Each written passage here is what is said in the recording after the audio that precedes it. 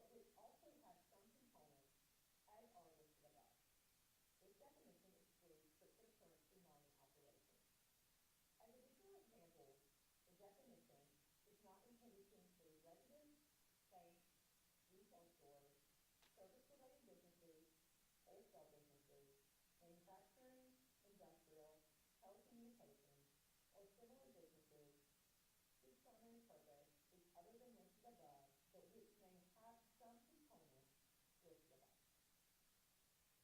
Owner-operator includes, without limitation, any person, entity, group, company, agent, or other party which, in connection with a data center development, seeks to do any of the following: own, operate, lease, sublease, let, or sublet any data center, and or which apply for a land service permit, business license, certificate of occupancy, and or any other requirement of the city of Byron, the state of Georgia, the United States of America, or any subdivisions thereof, with respect to a data center, or undertake any act not specifically referred to above with respect to development or operation of a data center. This definition is intended to be liberally construed.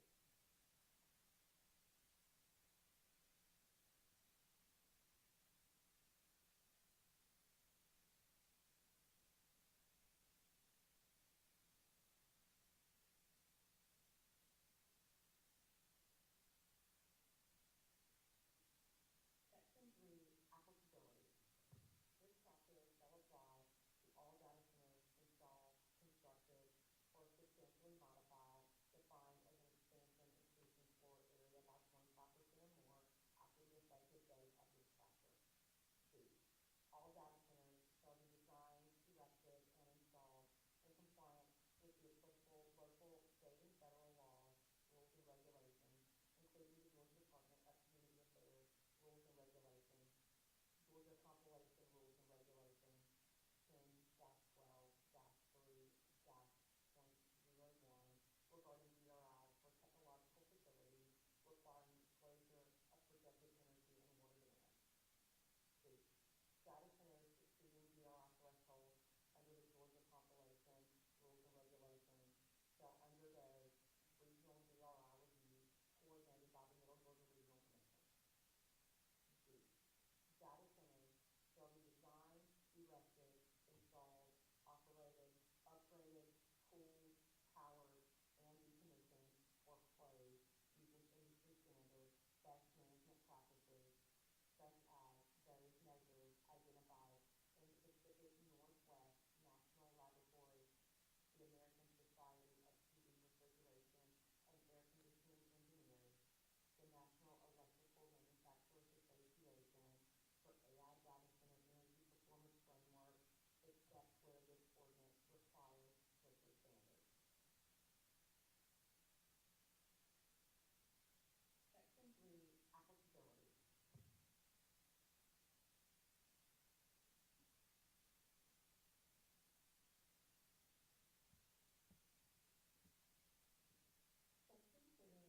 Byron Development Authority, BPA agreement, and other agreements.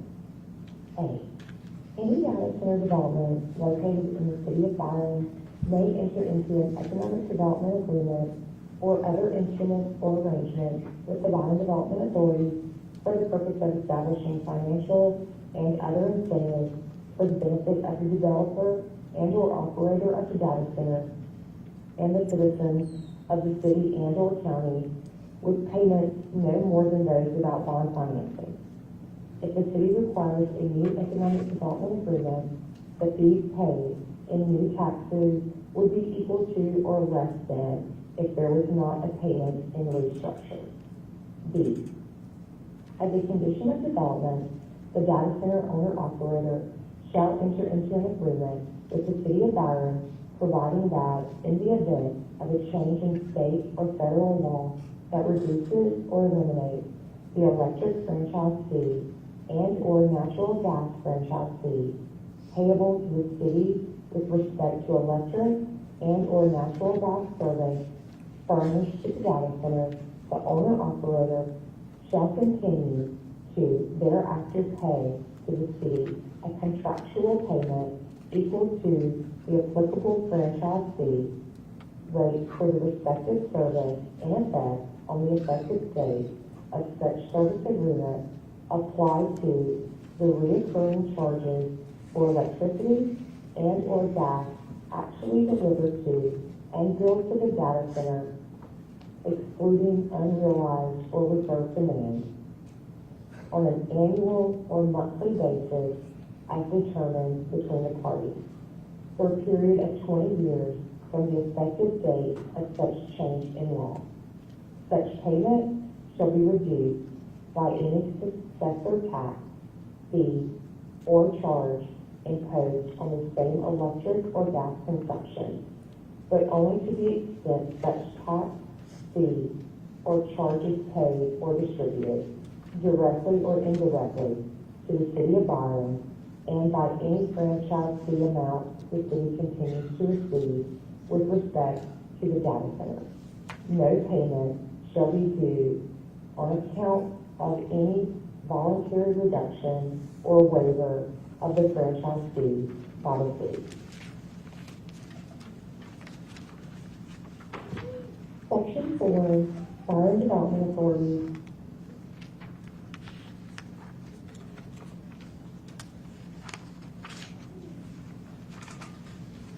Section 5, Standards for Data Centers. A, Site and Design Standards. All principal and accessory structures shall be arranged, designed, and constructed in accordance with this Section 5, which ensures harmony with both the character and nature of the site and the surrounding property. 1. All structures shall have permanent concrete foundations. 2. Exterior facades shall be muted earth tone colors and shall be free of defect, decay, or corrosion. 3. Shipping containers, railroad cars, semi-truck trailers, or similar temporary storage units shall not be used for permanent, non-construction related storage. Backup generators shall comply with Tier 4 emission standards as promulgated by the United States Environmental Protection Agency. Data centers shall be located only on sites that meet the following criteria to ensure compatibility with surrounding land uses. Including designation in which data centers are a permitted use. Minimum parcel size of 200 contiguous acres. The parcel shall have a power transmission line right-of-way crossing the parcel or immediately adjacent to and abutting the parcel. All buildings, existing or proposed, containing servers or computing equipment must be at least 500 feet from any residential property dwelling existing at the time of the adoption of this chapter, excluding any property owner or controlled by the data center owner or operator, as measured from exterior wall of any data center building to the exterior wall of any residence. However, if a berm and additional vegetation is put into place, the setback can be reduced to 350 feet and 1,000 feet from public school, places of worship, or hospitals existing at the time of adoption of this chapter, as measured from exterior wall of the data center building to the exterior wall of the school, place of worship, or hospital, as applicable. Each data center shall implement natural vegetation, or if the natural vegetation is sufficient, planting to provide screening between all data center buildings and adjoining residential dwellings. No building may be constructed within any FEMA designated special flood hazard area 100-year floodplain unless properly mitigated with a letter of map revision and supporting documentation or other applicable approval from the federal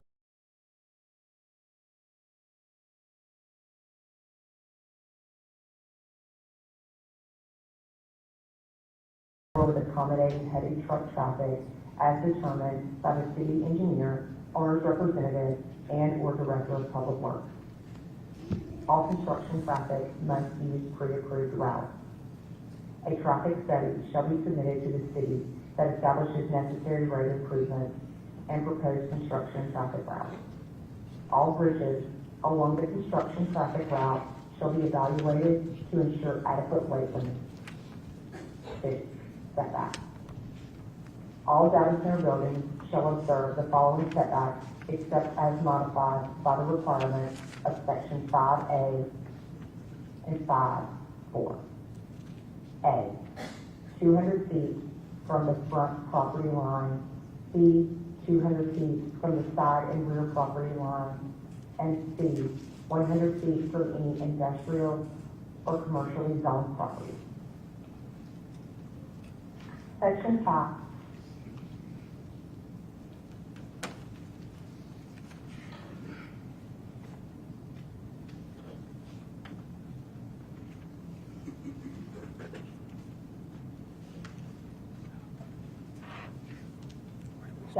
Buffers.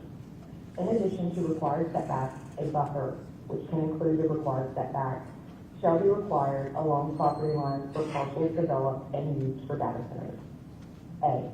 A minimum of 100-foot wide buffer, which can include required setbacks, shall be required along all exterior property lines. B.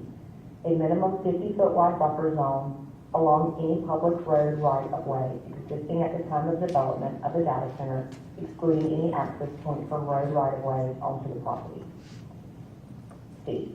Any buffer zone that is disturbed during construction shall be supplemented with additional trees and plant materials to maintain and or create a visual buffer from the public road right-of-way and neighboring residential property.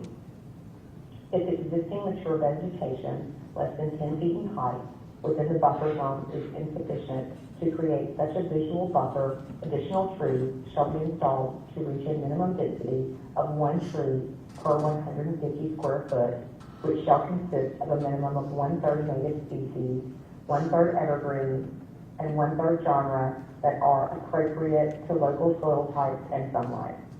Planted trees should be at a minimum 6 foot tall at the time of planting, should be irrigated and fertilized a minimum of twice per year.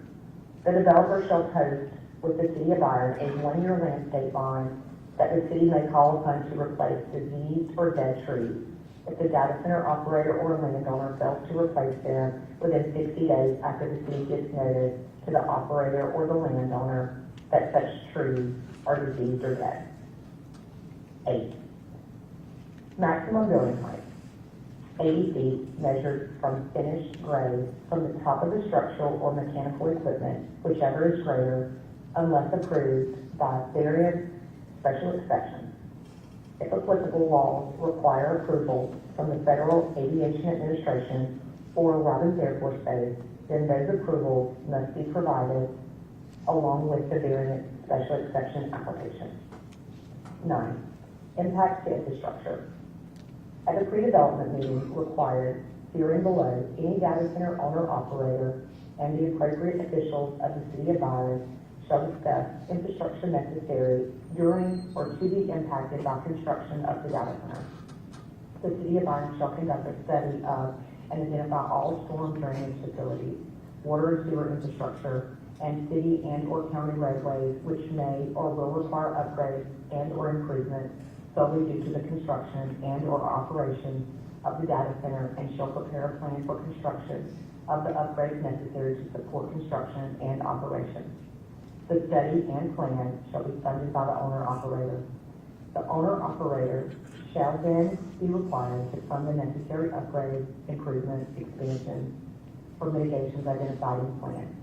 The city shall plan and execute the project through its consulting engineers unless otherwise agreed. 7.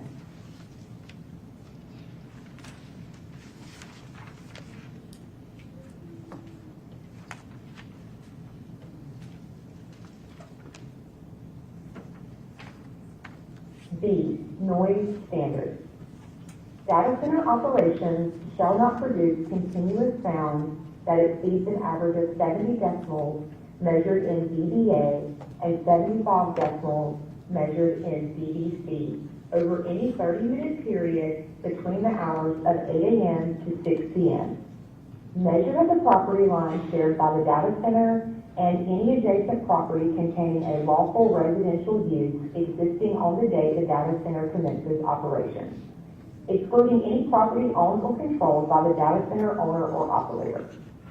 Data center operations shall not produce continuous sound that exceeds an average of 60 decibels measured in dBA and 70 decibels measured in dBc over any 30-minute period between the hours of 6 p.m. to 8 a.m., measured at the property line shared by the data center and any adjacent property containing a lawful residential use existing on the date the data center commences operations, excluding any property owned or controlled by the data center owner or operator. Violations of these sound levels may be prosecuted in the same manner as other zoning ordinance violations. These restrictions shall not apply during emergency situations such as power outages when backup power generation must be activated to sustain operations or when the power provider curtails power.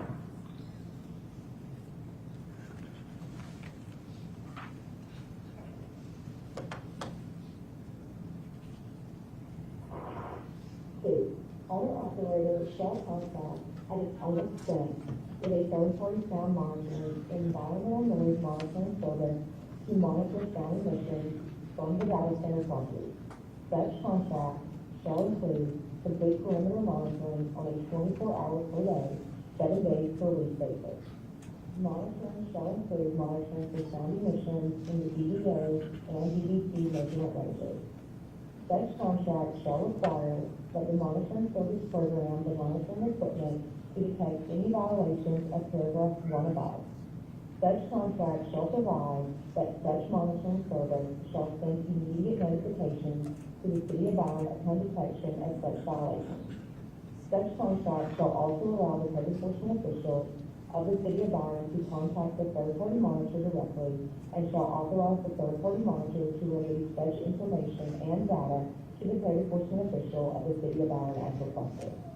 If the data center is found to be in violation of the requirements of paragraph 1 above, the city may issue a notice of violation, which may direct that the data center take the appropriate steps to operate within the requirements of paragraph 1 above.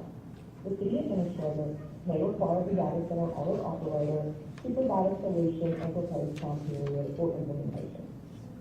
If the city administrator approves such a solution and the data center fails to successfully implement that solution within the time approved, the violator shall be subject to a fine up to $1,000 for each day that the violation exists until full compliance is obtained within 30 days.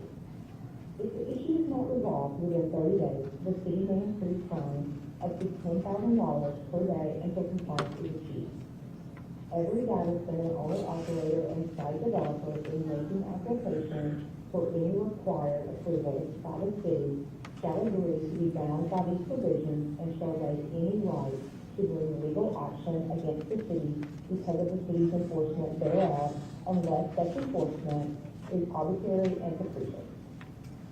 Any subsequent operators or successors in interest shall be bound by the waivers initially made by their predecessors in interest.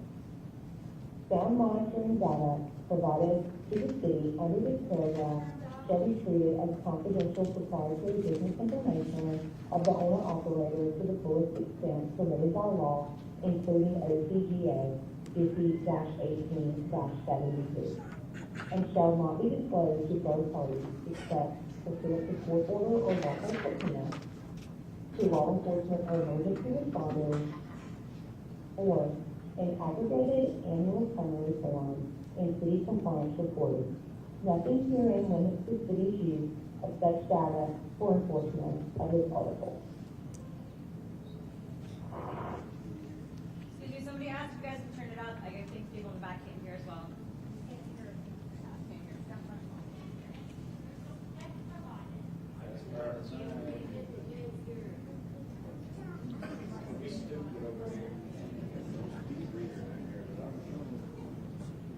Three, data center facilities shall be designed and constructed using best practices to reduce central sound expenses in the facility. Compliance with the C-weighted sound limits of paragraph B1, together with incorporation of the mitigation measures identified below as applicable to the facility's cooling and power architecture, shall constitute compliance with this paragraph. Periodic post-occupancy verification shall be performed by an INCE board certified engineer using third octave band analysis. Design standards to meet this requirement shall be addressed during the pre-development meeting required herein. One thing you guys can do, I'm not sure why we just had all this replaced by Ken. If you go to our website, the ordinance is on there. I know some of you are following along through the website. If you go to byronga.com, you can pull up the ordinance and kind of follow along with that there. That's another option. Is that what you're for? Yes, ma'am. And I wish it was louder. I'm not sure why some songs are played louder than the other one. But that is another. So have to speak louder, honey, I can hear you. If you go to our website at www.byronga.com, it has the ordinance on there where you can follow along. I'm not sure why some of it's played a little bit louder than others, but that's another option just to kind of follow along.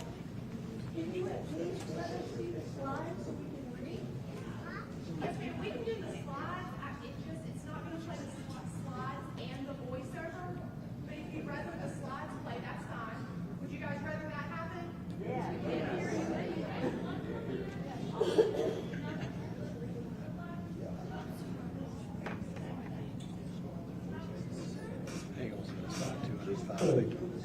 Status of the facility shall be designed and constructed using best practices.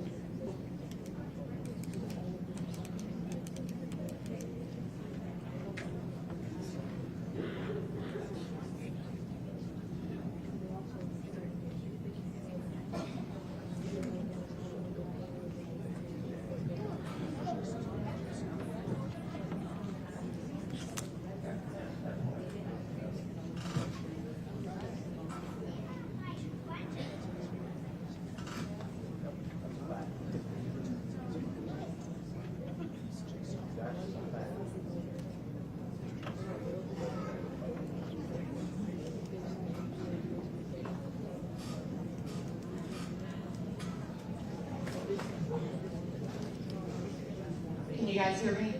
Yeah. Okay.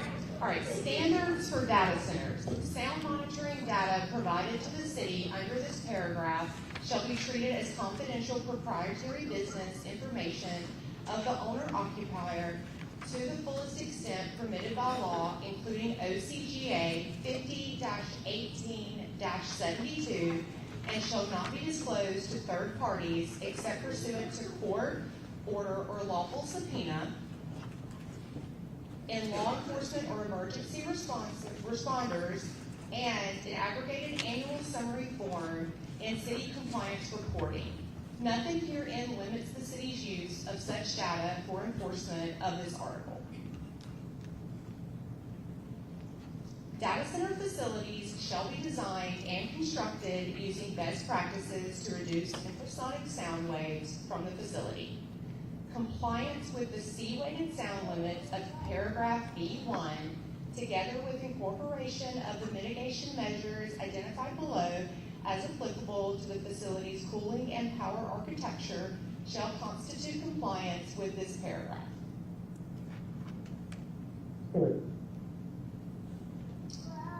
Periodic post-occupancy verification shall be performed by an INCE board-certified engineer using third octave band analysis. Design standards to meet this requirement shall be addressed during the pre-development meeting required herein below.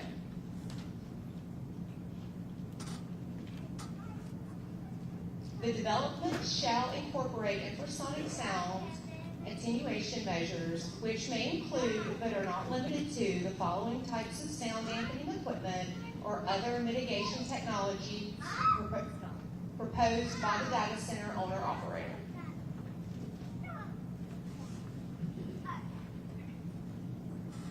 Connector blocks, elastometric mounts, tune mass dampeners, and spring isolators to decouple rotating equipment from such chillers and pumps from the building structure to prevent vibrations from resonating through floors and walls. Fan silencers and sound curtain barriers from chillers and cooling equipment, low rotation fan speeds, acoustic barrier walls for enclosing generators and other noise generating equipment, active noise cancellation system to detect low frequency sound waves and generate phase introverted waves to cancel them, low frequency ventilation silencers, acoustic tiles, foam panels, and other sound deadening mats or interior walls and ceilings, acoustic shields and earthen berms around the facility, low noise coolers, immersion cooling systems, acoustic silencers in the ductwork. Standards for data centers, water usage standards. Data centers shall submit water and sewer projected demands so that the city may determine availability and capacities of existing infrastructure. Water usage shall not exceed 1.8 gallons of water per kilowatt of electricity per day as specified in the written verification of power allotment from the electric utility provider. C. Closed-loop cooling systems shall be required and utilized. Water shall be first sourced from non-potable recycled water sources once available. There shall be no discharge of cooling water into public sewers without pre-treatment to EPD and the wastewater treatment jurisdictional standards. Pre-treatment may not be required based on effluent discharge constituents. However, industrial pre-treatment permit may be required and effluent will be monitored. The data center owner-operator shall pay all costs associated with building of the expansion of water and sewer infrastructure necessary to sustain data center operations. Water availability may require a new permit from the Georgia Environmental Protection Division.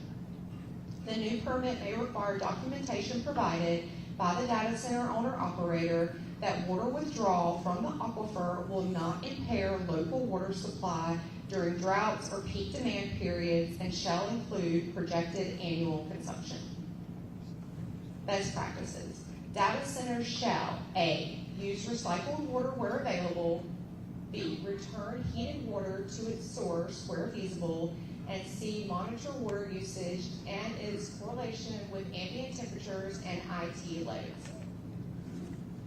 Water use and monitoring. Data centers using water-based cooling systems shall submit an annual water use and efficiency report to the city verifying total consumption, source, and recycling rates. 5. Incorporate water-efficient cooling technologies where feasible. Closed-loop cooling systems are required, but nothing herein shall prevent a data center from using more efficient and less water use-intensive technology currently available and as improved from time to time. Use reclaimed or recycled water as part of the data center's cooling methods to include the prioritization of on-site water storage for the purpose of reuse and non-potable uses in order to protect the potable water supply. Install automated metering devices capable of reporting real-time water usage data upon request by the city, or provide such data if installed without request by the city. Make no direct connection to surface water sources and or aquifers or any existing well. Any well now in existence on the property shall not be used for any purpose by the owner-operator. multi-use integration for water resources. If the city constructs infrastructure and supplies reuse water to the data center property, the data center shall provide infrastructure to ensure backflow prevention into the freshwater supply inlet from the city's water system. 6. The data center owner-operator may, at its option and expense, provide separate internal cooling water infrastructure for both potable and reuse water. If the city makes reuse water available, the data center shall connect to the city's reuse system and pay a connection fee. Prior to connecting to the city's sewer system, data centers shall have infrastructure to segregate industrial wastewater from sanitary wastewater. Both flows will be metered by the city for use and billing purposes. Electrical and energy standards. Prior to the issuance of any land disturbance permit, data center owner-operator must submit written verification to the city from a power provider confirming sufficient grid capacity exists for peak hour demands, including redundancy for outages. Where a data center operator is funding transmission or substation upgrades, the written verification requirement shall be satisfied by a utility-executed infrastructure agreement or conditional service commitment confirming capacity upon completion of such upgrades. Each data center owner-operator shall disclose to the city upon application for a land disturbance permit the data center's projected annual energy use. Data center owner-operators shall ensure that all equipment is housed in electrically grounded structures with fire-rated enclosures meeting international fire code standards. Environmental and sustainability standards. Data centers shall incorporate environmental and sustainability best management practices for industrial developments as defined by the Environmental Protection Agency and EPD. Data centers shall comply with applicable emission standards under the Clean Air Act and managed by the EPA as amended from time to time. E. Fire safety and emergency standards. Data centers shall adhere to the adopted codes in force pursuant to Section 18-2 of the ordinances of the City of Byron as of the date of construction of each data center building. All designs must have final approval by Georgia licensed engineers per applicable codes. Data center owner-operators shall pay $500,000 per 300,000 square foot of data center building to the City of Byron to facilitate the purchase of equipment necessary to ensure the Byron Fire Department response for data center fire suppression meets published industry standards, including but not limited to, as required under the fire suppression rating schedule published by the Insurance Service Office and the NFPA as amended from time to time. The fee shall be paid prior to the CO being issued for each building. Security and operations. An 8-foot security fence must be installed around the perimeter of the property upon which one or more data center buildings are located. At a minimum, fencing shall be PVC coated chain link without barbed or razor wire. The city may require a more aesthetically appealing fence depending on the size and location of the facility, which shall be determined at the pre-development meeting as required by the city. Perimeter fencing shall be installed on the interior of any vegetative buffers. Data center owner-operators must follow EMS procedures for security contacts, identification, and phone numbers. Data center owner-operators must enclose all servers and equipment within buildings. Data center owner-operators must follow all applicable occupational safety and health administration standards for workplace safety. All exterior lighting shall be designed to mitigate light pollution from the site. and shall be directed downward. No data center shall utilize exterior lighting in excess of the minimum necessary for safety, operation, and security. Continuing compliance. Compliance with the provisions of this chapter shall be maintained post-occupancy. Any violation of this chapter shall be enforced pursuant to section 1-8 of the Code of Byron and any provisions in this article. Any deviation from this chapter may be considered by the Zoning Review Board pursuant to the procedures of Article 5, Procedures for Applying for Special Exception of Part 3 of Appendix A to this code. Ownership eligibility. No entity shall be approved as an owner or controlling party of a data center facility under this ordinance if such entity or its ultimate parent entity, A, is identified by the U.S. Treasury OFAC Specialty Designated Nationals List, the U.S. Commerce Department Entity List, or any comparable federally restricted party list. I. B, is a majority owner or controlled by a foreign government identified by the U.S. Department of Defense or Department of State as posing a national security risk to the United States. Or C, has been convicted of a felony offense related to human trafficking under 18 U.S.C. 1589 through 1594 or a comparable state statute. Application and approval. No data center may be developed and or operated without site plan review and approval by the City of Byron staff, verifying compliance with this chapter and all land development ordinances of the City of Byron, and that the data center has completed the DRI process if required, which approval shall not be unreasonably withheld. To include those matters specifically referred to above as subject matters for said meeting.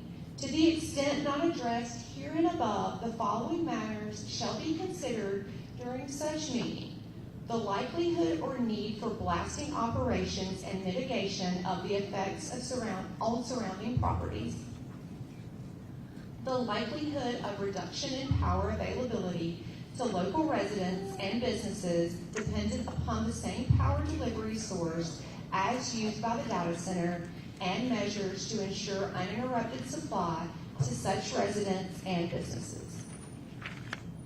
The likelihood of damage to roadways and bridges during construction and final build-out of the data center, and measures to repair and upgrade same if necessary or if damaged. Such other matters as may be considered or should be considered based upon the location and size of the data center or otherwise suggested by any aspect of the proposed data center project.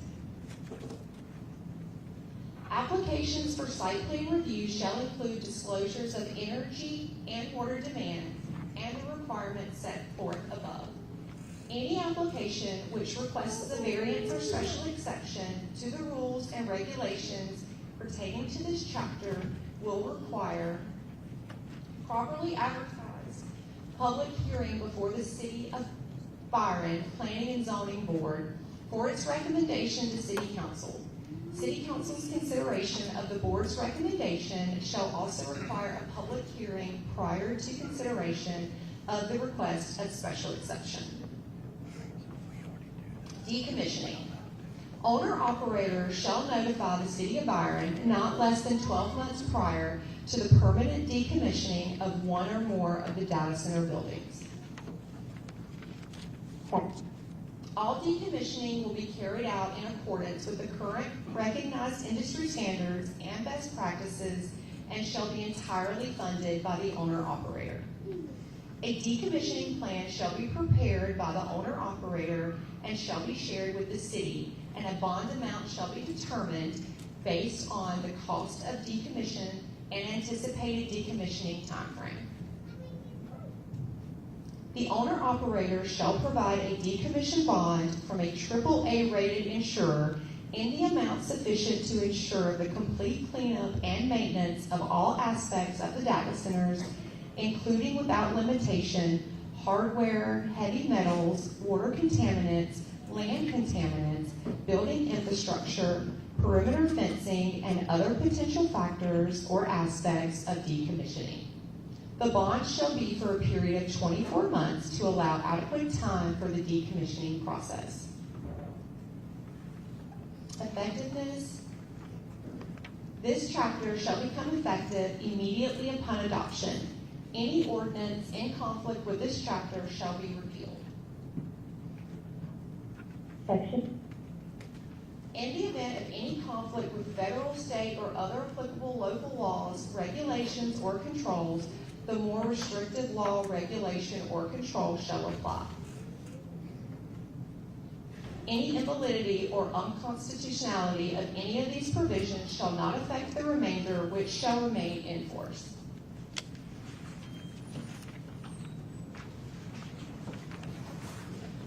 Okay, so what I'm going to do now is let our experts introduce themselves, and we can bring the PowerPoint back up as you have a question on a certain section. And like I said, Talina is going to be writing down questions that the experts can't answer. And I lost my police chief. There's going to be some microphones going around like we did before. Back there. Rob, do you have a microphone? Just one I have. Okay.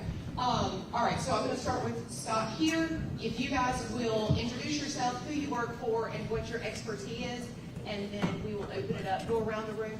When it's time for you to ask your question, if you would please give your name and your address before you start, and then Talina, if you can't hear, let us know. Thank you. Good evening, everyone. My name is Scott Cox. I work for Georgia Power. I've been working for Georgia Power for 25 years, so I got a lot of gray in my hair with that.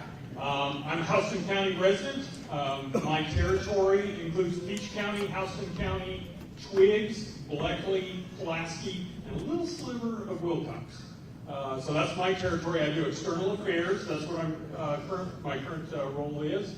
But most of my career has been in transmission. So I did everything in transmission from design, construction, standards, project management, maintenance. So I did a lot in the transmission area. Hey everybody, my name is Scott Green from Millersville, Georgia. I work for a firm, Thomas & Hutton. Been a civil engineer in the state of Georgia for 21 years now. And we do a lot of work with municipalities and also for data center developments on data centers mostly in the southeast, but throughout the nation. So we're familiar with ordinances like these that have been proposed tonight and different portions of data center development from a civil engineering standpoint. Thank you for having us here tonight. Good evening. My name is Bert Murph, Managing Principal for GWS. We're a civil, environmental, and transportation engineering firm located. Our headquarters is in Perry. I grew up in Marshallville, Macon County. Been in the engineering industry for 22 years. We're here to answer any questions that we can tonight.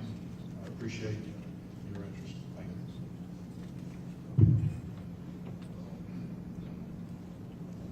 Mayor, would you like to say anything before we open it up to the floor? I didn't see you sitting there, I'm sorry. No, thank you. Okay. All right, Wesley, if you want to get started. Who wants to go first? Get her hand up first. State your name, where you live, what's your question? Hi, I'm Robin Bright. I live at 1417 Mill Creek Road, Byron, Georgia, but it is in Crawford County, but I'm within 2 miles of the proposed site. I'm going to first ask a question and I have a follow-up to it. To one of these two gentlemen. What is the typical kilowatt hours for a data center?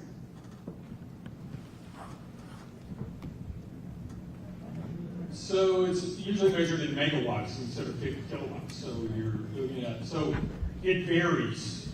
We have some, depending upon what the data center is doing, it could be anywhere from 50 megawatts all the way to gigawatts, which is in the thousands of megawatts. It all depends on what the use of it is with that. Data centers are not new to Georgia.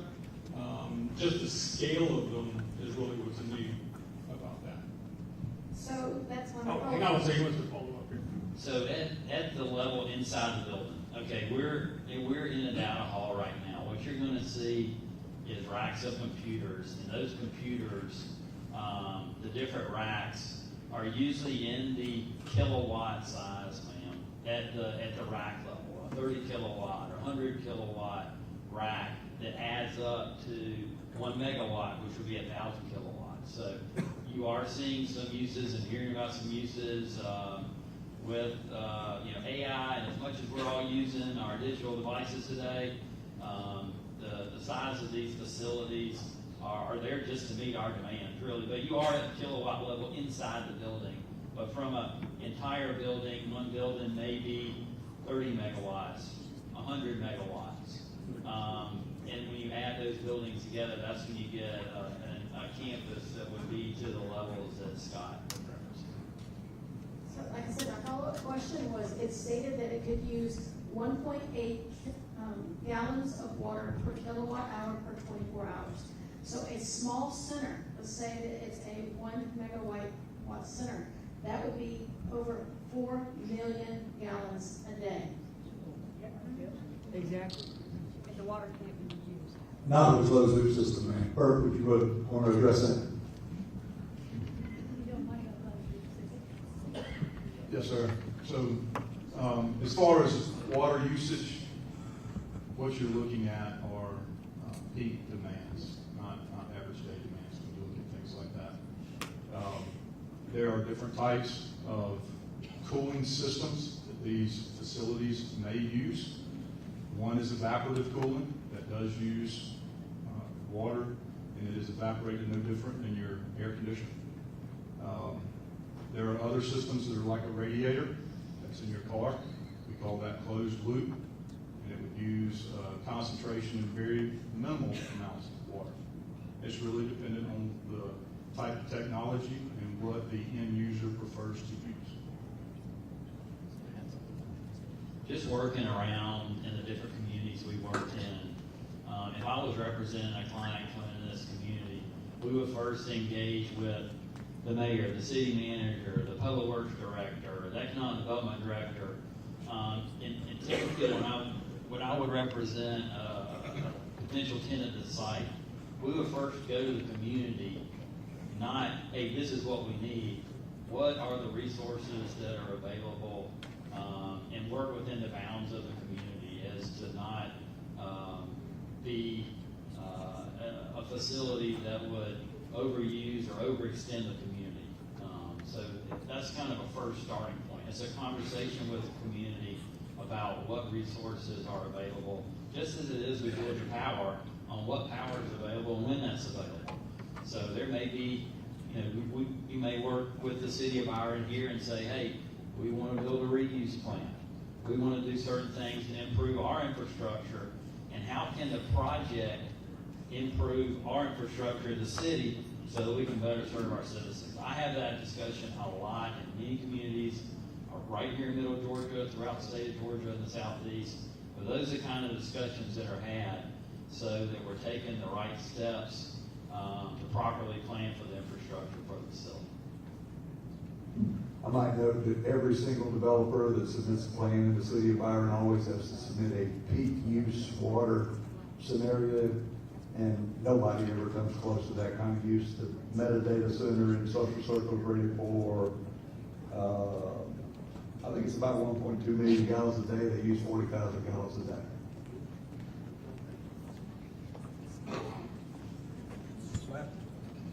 I'm sure Mr. Mayor is proud to see me here today. Always love To see you, Carol. For the Georgia Power, Mr. Cox, the power that's available now at the Boy Scout camp, the old Boy Scout camp, is there enough power already there? Is it sufficient to support these huge data centers that require megawatts? So it's an interesting question because we have an agreement with the Public Service Commission. So we have a process in which we go through. What we will do is if there's a data center that wants to come in, they have to put an application in with us.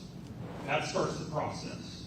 The next step is a capacity type study with that, which they pay for. It's a lot of money and it's very extensive as to what it's going to do. Once we determine what that capacity is, then we determine what is needed in the area. If there's any upgrades that we need to do, if there's any of those pieces, or if it's even an acceptable piece that we can even do it. And then we determine when it can be done. So when we're evaluating data centers, a lot of times it's, okay, data center, this is what we've got. This is what we can build. And that's what you can get for that site. So it's not just because someone says, I want to build a gigawatt data center that it's all of a sudden there. We try to use the resources just like Scott was saying about that as well. So a study would be done, and that starts the process with it. And the data center pay for all of those studies. I guess that one of the main concerns would be eminent domain, if that, would have to be used. And, that's a great concern to the people that live around the Boy Scout camp. Yeah, and completely understand that. Nobody wants to get their property condemned, processed. Think about what's happened in Georgia. We've been around for 143 years, okay? Our condemnation rate is less than 1%. We usually go around and we will actually do market prices, et cetera, market value and things like that, and we usually come to a deal with it. Even some of the ones that you've seen on in internet and everything else, those were ultimately all not in the courts. You don't see that in the papers, but that's less than 1% of the time. So think about it. We go through a process when we do eminent domain. I've been on some of those studies. We basically get what we need to have done. We look at all of the different pieces of property. We don't know who owns them. That's one of the things that we do. Don't know any of that piece. We look for mountains. We don't want to go over a mountain. We don't want to go through a lake. Those kinds of things. Those are the things that we consider. Past that, we try to get as straight a line as possible because we're all ratepayers here. I'm a ratepayer here. I want it to be, cost effective as we can. I don't want it to be diverted to a community that doesn't have the political clout that maybe Byron does, just to reroute it somewhere else. I want it to be blind, and that's what we do when we do that. We covet our right to do that, to eminent domain, and we try not to use it because we know that it's painful to do that. And again, most of the time we come out where we actually take care of it through just transaction easily. I know that 1% sounds like a very small, but if that 1% includes you, that's not small. And I completely understand that. So nobody, like I said, nobody wants to get their piece of property, but we deal very fairly, and I think that's what that really reflects. If you're better than 99% of the time, you're actually being able to get a deal without having to go there. Sorry. I think that shows our good faith to make sure that we not do those things. We try not to do those things. Sometimes that happens. Think about 100 years ago when we were building the system. There are towns underneath Lake Lanier right now. Right? Very devastating. And there's a lot of uses under right-of-ways that we allow it. Farming is allowed. Parking lots are allowed. What's not allowed is a house, right? So if someone all of a sudden comes over the house. So we try to work within the parameters that we have, and we try to do it in a blind way so it doesn't affect, different people with that. So we do the best we can, and I think that 99% being able to work those out proves that piece of it. Is anybody up there? Y'all please note the ordinance that we provided. Go ahead. Go ahead. Go ahead. It's on the works. It's on the works. Go ahead. Y'all turn that mic on. Was it doing it? I think that's what multiple mics do it. Y'all, we went through this ordinance so y'all can look at this stuff. This ordinance requires that a high power transmission line actually cross the property. So eminent domain will be unnecessary. And that was the whole purpose in drafting that into the ordinance. If there's anybody up there that can answer a question on sound, noise, well, I'll just address this to the council members. 70, I noticed y'all reduced it from 75 dBA to 70 dBA, but the benchmark standard now is 65 dBA. And we have cities already, counties in Georgia that are doing 65 dBA. Jackson County, Paulding County, South Fulton, Georgia. Forsyth County is doing 60 dBA. And Adairsville is doing 65, and that's daytime. 70 is still way high. And there's a big difference between 70 and 65. We were just at Bogle State Park. We were sitting there about 2 football fields away from the highway. I took my decimal meter with me. It never got over 55 decibels when big trucks came by or motorcycles came by, and it was still very loud. So I just ask y'all to reconsider that decibel level to make it lower. And I know Jason has some more comments to make on that.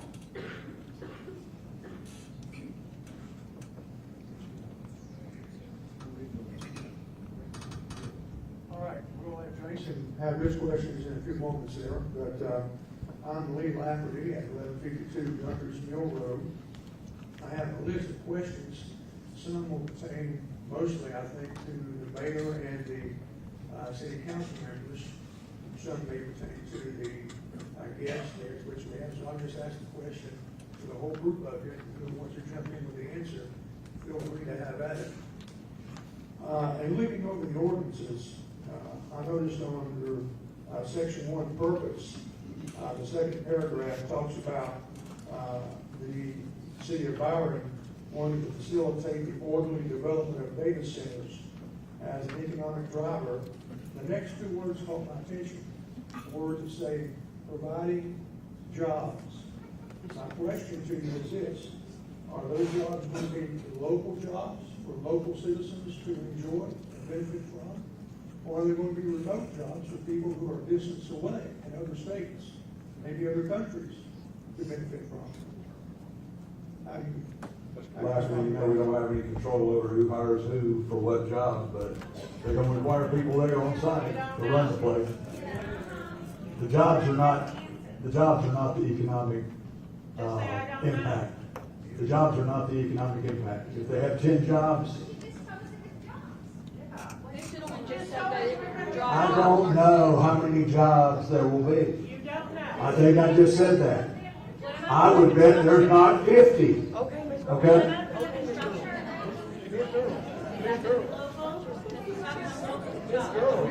We can adjourn the meeting if we can't have order. Okay?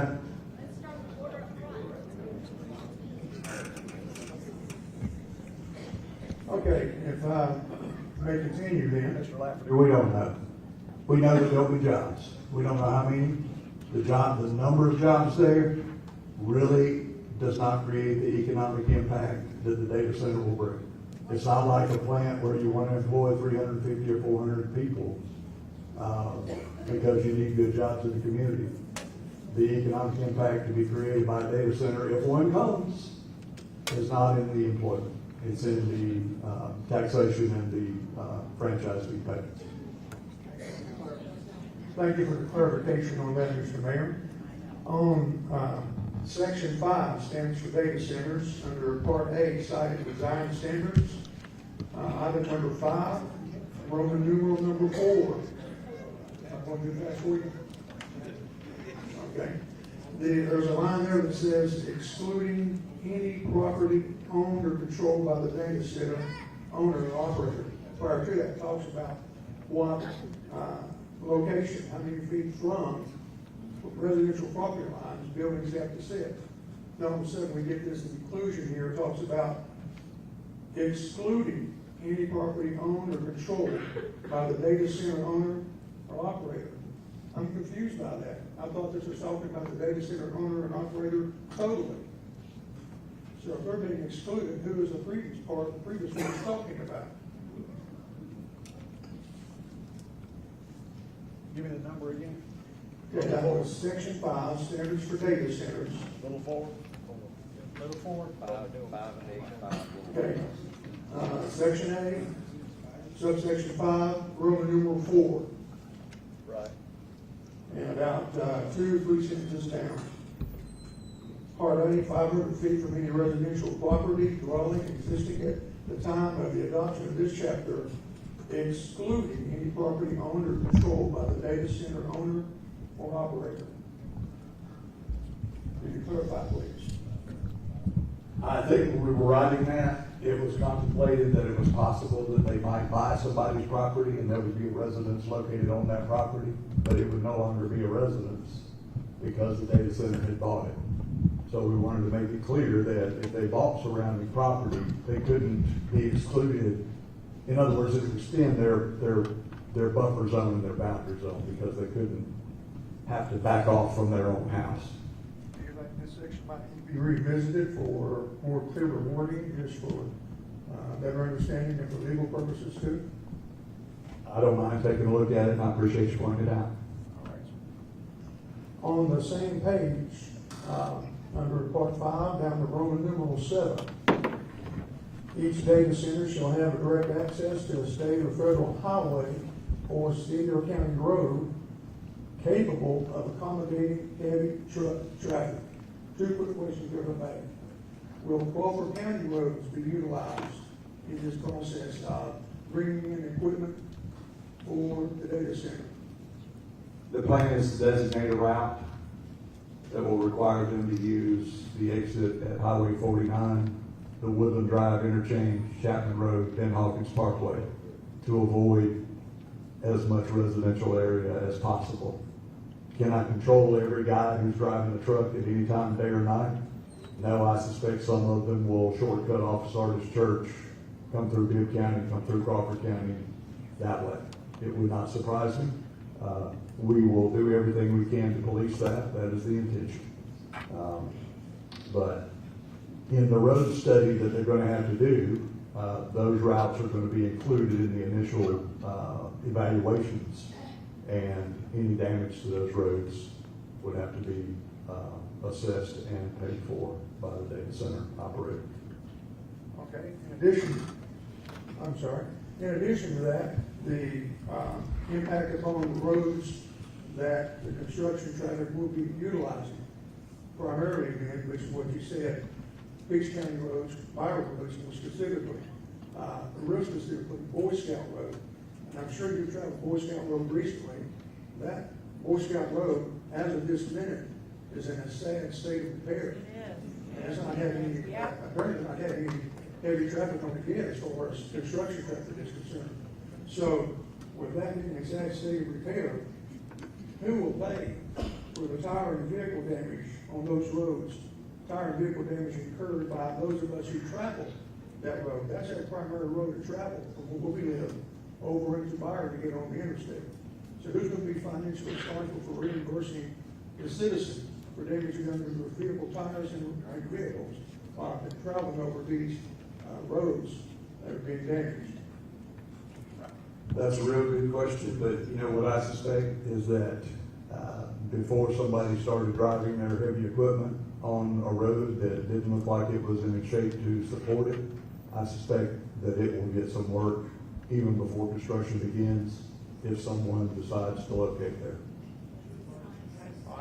Question right quick. Who will be responsible for the maintenance of these roads that are upgraded?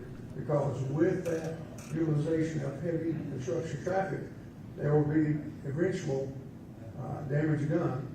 Maintenance will need to be done. Who's going to be responsible for the maintenance? Well, as I said, in the pre-application meeting, as you saw in the data center ordinance, those are the very discussions that will take place. And those are the places where those agreements will be put into place. And my intention would be Well, ordinarily, I would say that a road would be left in at least as good a condition as it was in before they started. But that wouldn't make you very happy about Boy Scout Road, would it? So I would like to think that when everything is said and done, we have another inspection of the roads and they would be put back into condition that is, shall we say, undamaged due to the construction traffic. Does that make sense?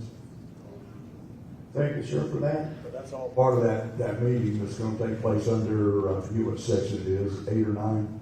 Well, I'm glad you brought up that next meeting, but that's leads into my next question. Good time, great minds. Do what you Man, I was reading your mind. Absolutely. As far as that meeting is concerned, any subsequent meetings or any prior meetings pertaining to the location of the Boy Scout camp being or the data center being constructed during Boy Scout camp, will we as the public have access to any and all of those meetings that take place between the construction contractor, the owner-operator, and the city? Primarily, those meetings will be among staff and our consulting engineers and people like that. Those are not typically public meetings because matters addressed in those meetings are, sometimes deal with proprietary information. Okay, so basically. Let me just say this, I hear all this ripple of laughter and it amazes me that anybody could think that those of us who live here in the city of Byron want to leave anything in the city of Byron when this construction is over in piss poor condition. That's just not the way things are going to work, y'all. Have a little faith. Here, if you don't believe me. Well, we're just trying to make sure we have some assurance on the record that things will be handled appropriately. Mr. Lafferty, I can tell you they will be handled appropriately. I can't speak to a lot of these people. I know there's a crowd of people in this room who this might be the first time they've been in Byron, Georgia. I may just have a couple more questions and I'll stop monopolizing the time if that's okay. There's plenty of references I found throughout the course of the ordinances and studying over them where the word where the word may is used, when I think shall would be a stronger legal word.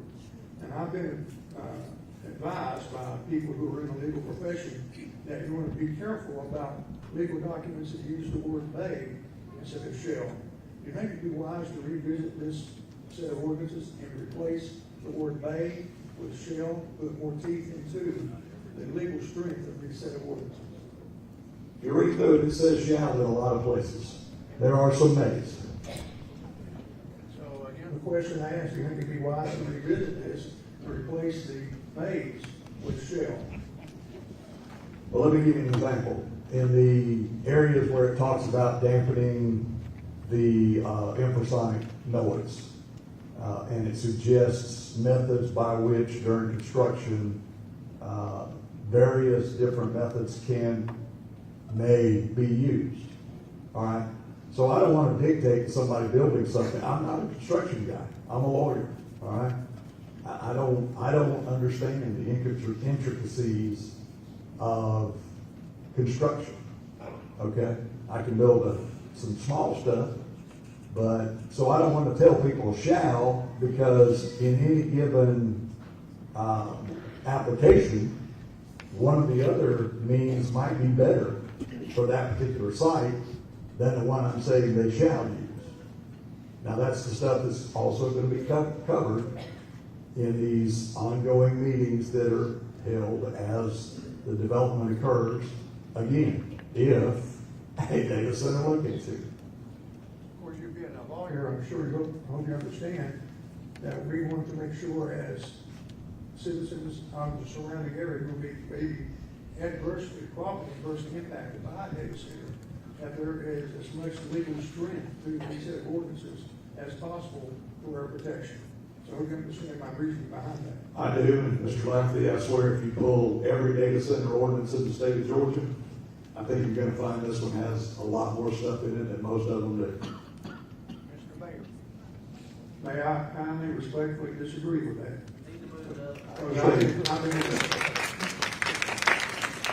I've been sitting in on the planning sessions at the Crawford County Planning and Zoning Board in the implementation of their ordinances.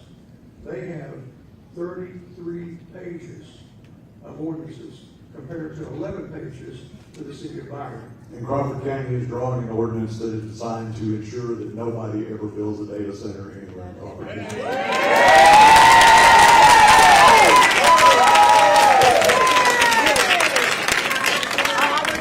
Crawford County, however, is not in the legal position that the city of Byron is in. Okay. What does that mean? One final question, if I may. I have a very deep concern about my personal well. We have been told by the county water administrator for Crawford County, which I live, of course, that the water we have there is pristine water. And I can verify that it is. It's great tasting water. This water is so good, it makes me want to kiss my wife more than 3 times a day. I'm concerned about the possibility of losing that pristine water by a damage done. I've read reports about where construction comes in and the dewatering of the territory where buildings would be built oftentimes results in losing a well. So who pays for my private well being replaced during the construction or even during the operation of a data center? Section 6B, those 5 paragraphs there, one of those addresses specifically dealing with mitigating effects on local wells. Okay. Well, that was part of the ordinances, I guess, newly revised, because that was part of the ordinances that were read this evening, that were not in my copy that I printed out. So if that's the case, then that would be a good deal. So I know what you're saying for the record, that if my well is damaged or lost, that the owner-operator will be responsible for replacing my well. Is that what you're saying? Saying that a guy that lives a mile away or 2 miles away that wants to complain about his well water 2 years later might not get that kind of attention. But people close in that have demonstrable effects on their well, that, I mean, you know, any idiot can say, hey, I didn't have a problem for 10 years. You started all this construction next door and now my water's not, you know, either producing in the well, it's muddy, it's whatever it is. Those are the people that this is going to be designed to address.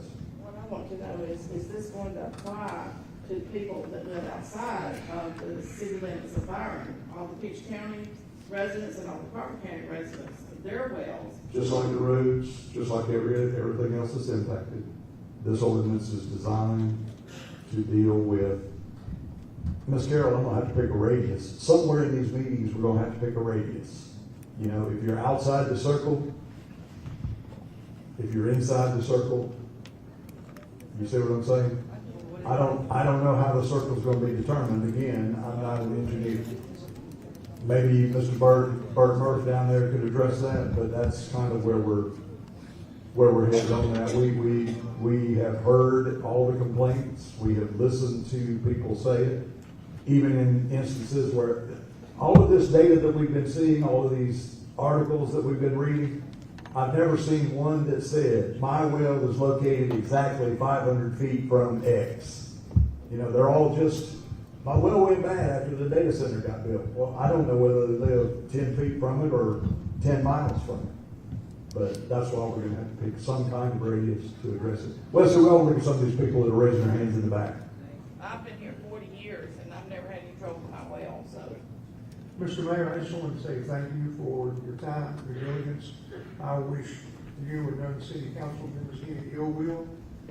One of the meetings previous, in fact, the one while you were in Hawaii, on the visitation, you were absent, you didn't hear me say this. But I did say to the rest of the city council members that I will be praying for you, all of you, to make the right decision. You remember the first time I addressed you, something about a legacy, and I want you to remember you're building your legacy right now. Hope you build it well. Thank you, Mr. Byron. I appreciate you and Carol's interest in this, Jason's interest in this, and most of all, your willingness to, do it in an even keel manner. How's everybody? My name is Catherine Schnommel. I first live in Crawford County, 5141, Highway 42 South. My kids live with me part of the week, and with your dad, who lives in Byron, 206 North Haven Road, not too far from here. I have a few questions, as I'm sure you probably assumed. My biggest thing is that I feel like this is a very bare set of ordinances. I feel like it is some of the bare minimum that is being done in here. So I'll just go page by page, I guess, and try not to take too much time. In terms of jobs, there's nothing in here that says that all the construction jobs are going to be guaranteed to be Georgia residents. Sometimes there are times that people are pulled in from out of state to do this kind of work. Is that something that you're going to maybe insert in there, that at least those jobs will go to people that live in Georgia and local people? I think the way this works, Ms. Schnabel, is that, people put out contracts, people bid for the contracts. I can't control that. I'm gonna tell you, I'm not the federal government. I am not gonna require that X number of jobs go to X groups and X groups. That's gonna be for the data center to contract, or whoever the construction people are to contract for the jobs. I can't. Welders, you can't find enough welders in Middle Georgia to weld what's going to be needed in this data center, for instance. So I just can't tell you. Okay, you should probably cross off jobs off of this then, because that is the second time that you said that you can't guarantee what jobs are going, so might as well just take that out so no one gets their hopes up. My second thing would be, there is a part on the second page, section on purpose, that discusses what happens when, and there's I think it's somewhere else in this too, what happens when the data center is obsolete, right? So the decommissioning of this data center. So you're going to be potentially building over old land, native plants. You don't know what kind of species are on there yet. And it's a very interesting spot to pick, right? You're going to be potentially lowering property values, and then, let's say 20, 30 years now, it's obsolete. What are you going to do? You're going to decommission, you're just going to have this giant building. Are you going to try and return the property back to some natural setting? Are you going to be demolishing the buildings? Are you going to be trying to update it? What's the plan for the decommission there? Because people living nearby should know in the future for their children what's going to happen to that property. Section 7. I just can't tell you. On day one, I'm not going to be able to tell you if the thing started operating tomorrow. I can't tell you what's going to happen when it stops operating. What I'm going to tell you is Section 7 requires them at least a year in advance to tell us that they plan to stop operating a building or all buildings, and then we sit down and we create a plan. Data centers do eventually go obsolete, though, so that is a huge risk for the area over there, that you just might end up with a completely empty building. So I think that's just something to consider. Specifically for the place that you're putting it is really kind of a travesty. Put up a $20 million decommissioning bond.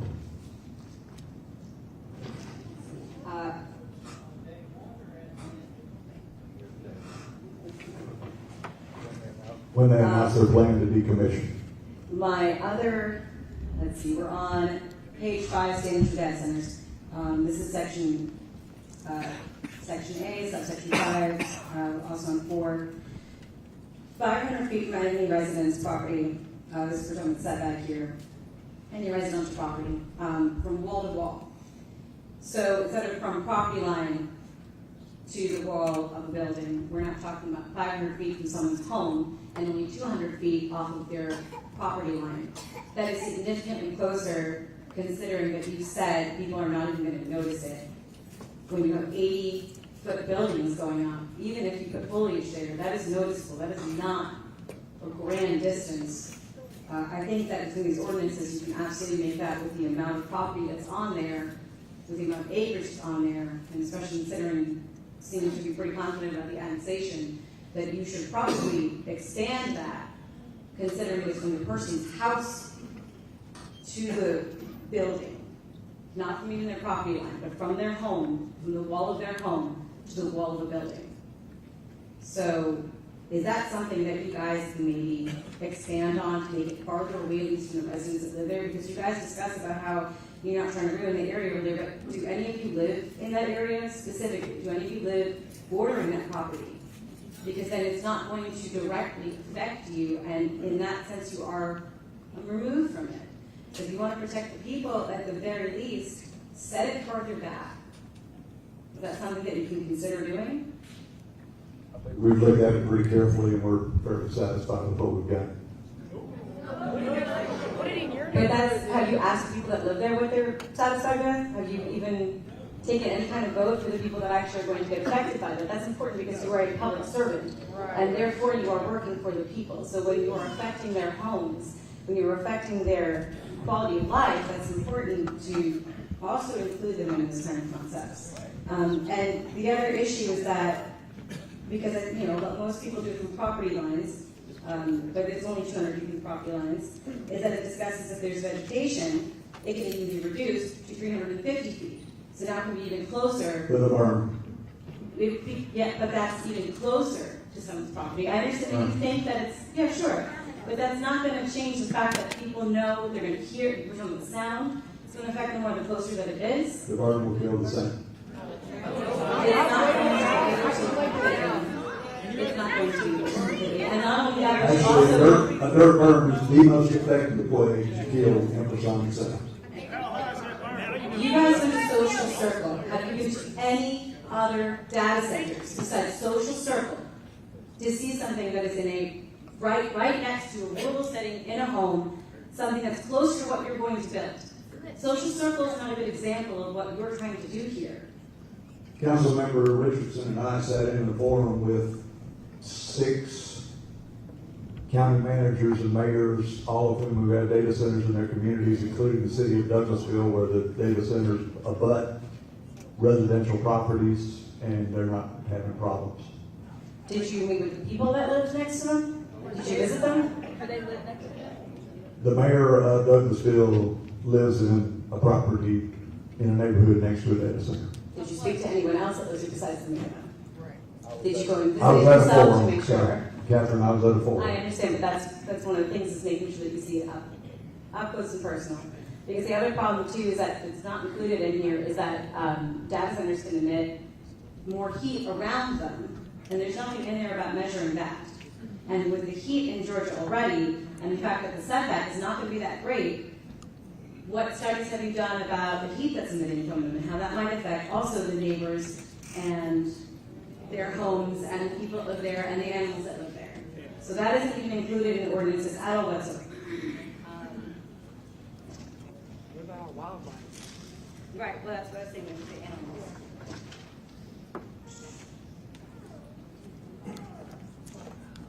The other thing is, are you going to bring a third party to do any of the studies, or is it only going to be done by the city of Byron? Yeah, specify what you mean by studies. So if we go down to we're still in section 5, and we're going to go down to subsection 9, discussing about the impact of construction and infrastructure. The city of Byron shall conduct a study of and identify all storm drainage facilities, water and sewage infrastructure, et cetera. I would like to know if, whether it be environmental studies, whether it be what this addresses, which is the impact of construction, or is it only going to be done by the city of Byron, or are we bringing outside counsel in as well? All of it will be done by consulting contractors. It won't be done by personnel of the city of Byron. All the wildlife studies will be done by EPD, EPA, whoever normally does all that stuff. Before they turn one spade of dirt, they'll have to do all of those studies to satisfy the federal and state governments about plants, wildlife, endangered species, et cetera, et cetera. Are you going to have that publicly available as well? All of the studies that you guys are going to have conducted? Is it going to be publicly available after they conduct the studies? If it's a document on file in the city of Byron, it's publicly available. That didn't answer the question. So yes or no? I know Jason's going to talk about the sound for the most part, but when it says over any 30-minute period, what are the breaks between the 30-minute periods under the noise standards? Is it 30 minutes on, 30 minutes off? Is it an hour off, 30 minutes on? It doesn't specify in here anything except over any 30-minute period. So that could be 10-minute break, 5-minute break.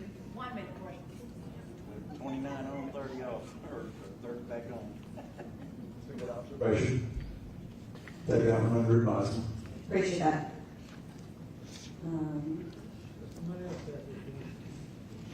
I promise I'm almost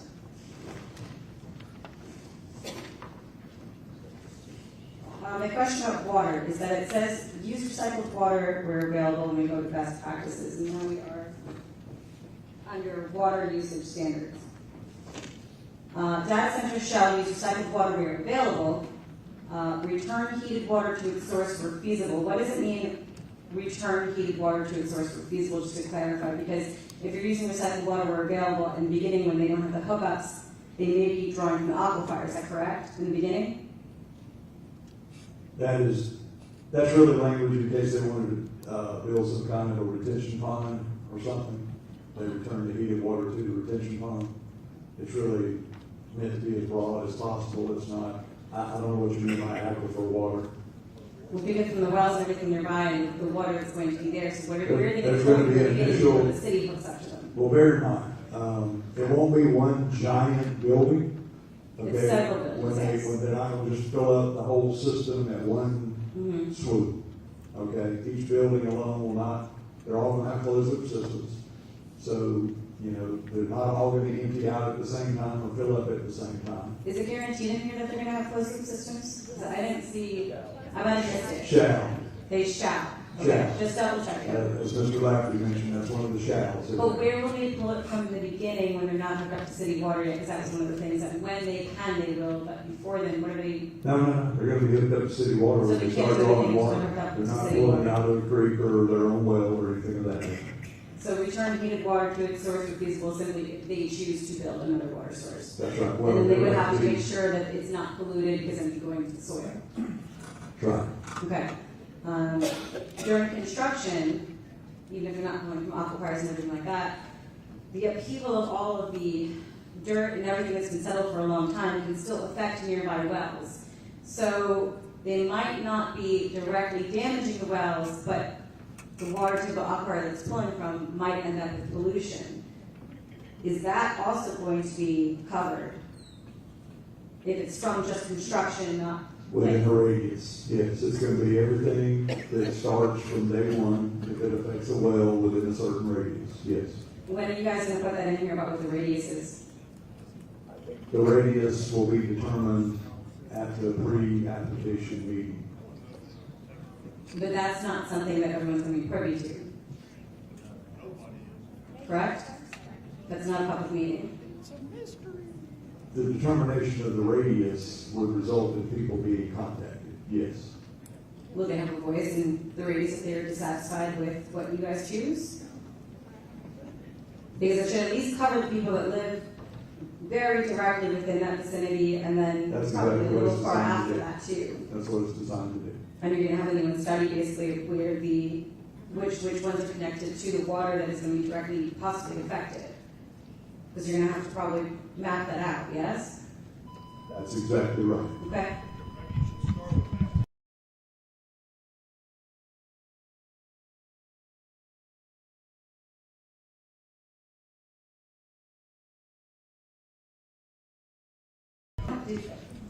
Just as the last closing thing, because none of the research last meeting, I just want everyone to know, you guys did unanimously vote to override the rezoning if the Crawford County side does get annexed to you guys. And I know that you're moving in the direction of, We created an approved use, we didn't override any zone. but you are going to be overriding what the normal rezoning process would be, because you said that any agricultural land that is over 200 acres with major power lines running through it doesn't have to be rezoned in order to build industrial on it, correct? And everyone unanimously voted for that? Yes or no? I just want everyone to be aware of it. That is correct, right? Just want to We make sure that. created the use you described, Mhm. in specific agricultural lands, yes. And that will directly apply to that land if it is annexed. Which means that no one has to be publicly notified because you don't have to rezone it. Look around you, Ms. Schnabel. Everyone is publicly notified. That's my purpose. Thank you.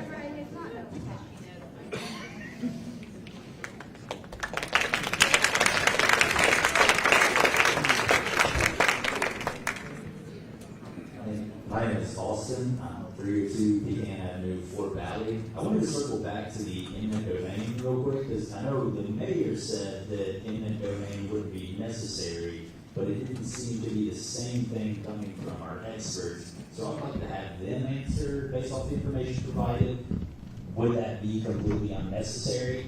And I also just wanted to circle back to the 99% successful rate, where when you're a multi-million-dollar company going against an individual, do you really think that's successful conflict resolution, or is this bullying them into making a decision that they would end off worse off if they didn't just comply?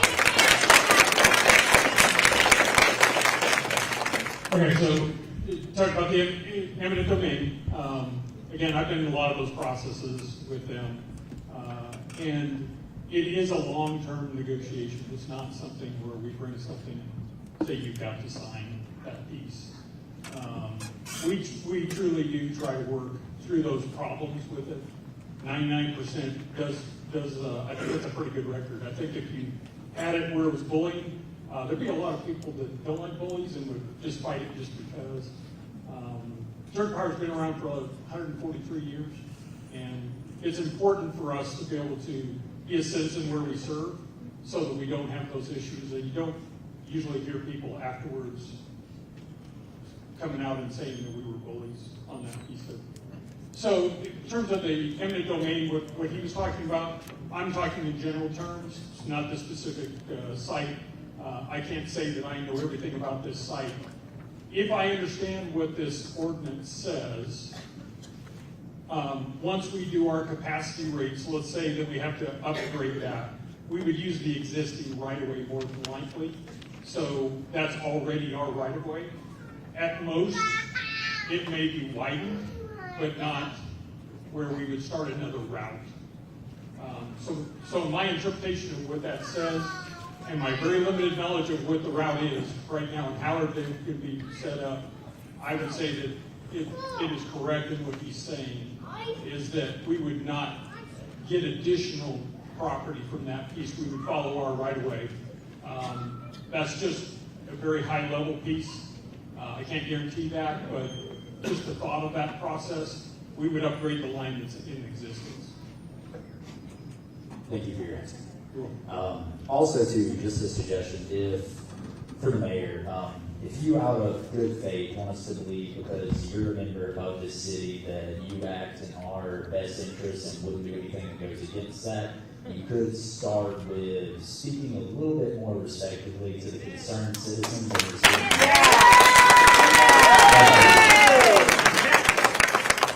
Thank you for that comment, but we've had a number of public forums and you know, when you come to these things, it would be helpful if everybody was already well versed in what had gone on before, because, you know, we have people say the same thing over and over and over. And You won't answer any of our questions? we've answered every one of your questions, you just don't like the answers.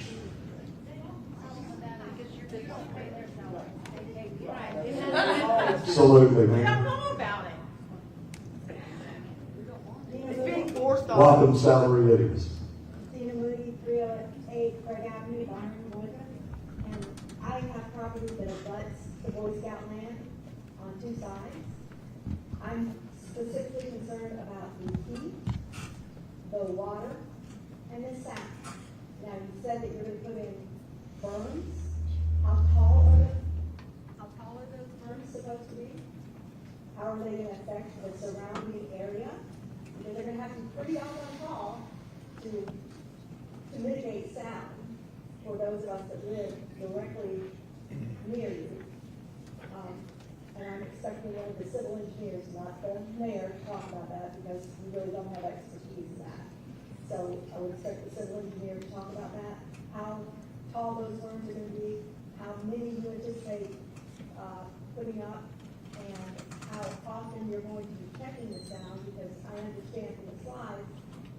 not going to get the noise violations, they're not going to be sharing those.